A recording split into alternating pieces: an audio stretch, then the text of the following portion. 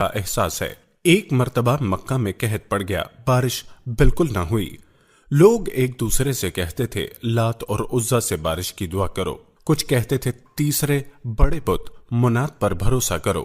اسی دوران ایک بوڑھے نے کہا تم حق اور سچائی سے بھاگ رہے ہو، میں تمہیں ابراہیم علیہ السلام اور اسماعیل علیہ السلام کی نشانی موجود ہے، تم اسے چھوڑ کر غلط راستے پر کیوں جا رہے ہو؟ اس پر لوگوں نے اس سے کہا کہ آپ کی مراد ابو طالب سے ہے؟ اس نے جواب میں کہا ہاں، میں یہی کہنا چاہتا ہوں۔ اب سب لوگ ابو طالب کے گھر کی طرف چلے۔ وہاں پہنچ کر انہوں نے دروازے پر دستک دی تو ایک خوبصورت آدمی باہر آیا۔ اس نے تہبند لپیٹ رکھا تھا۔ سب لوگ اس کی طرف بڑھے اور بولے اے ابو طالب، وادی میں قحط پڑا ہے، بچے بھوکے مر رہے ہیں، اس لیے آؤ اور ہمارے لیے بارش کی دعا کرو۔ چنانچہ ابو طالب باہر آئے، ان کے ساتھ رسول اللہ صلی اللہ علیہ وسلم بھی تھے۔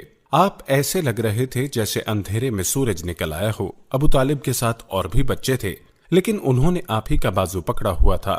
اس کے بعد ابو طالب نے آپ کی انگلی پکڑ کر کعبے کا طواف کیا۔ یہ طواف کر رہے تھے اور دوسرے لوگ آسمان کی طرف نظر اٹھا اٹھا کر دیکھ رہے تھے، جہاں بادل کا ایک ٹکڑا بھی نہیں تھا، لیکن پھر اچانک ہر طرف سے بادل گھر گھر کر آنے لگے۔ اس قدر زوردار بارش ہوئی کہ شہر اور جنگل سیراب ہو گئے۔ پیارے دوستو، کہتے ہیں کہ حضور نبی کریم چند سال اپنے دوسرے چچا زبیر بن عبد مطلب کے ساتھ بھی رہے۔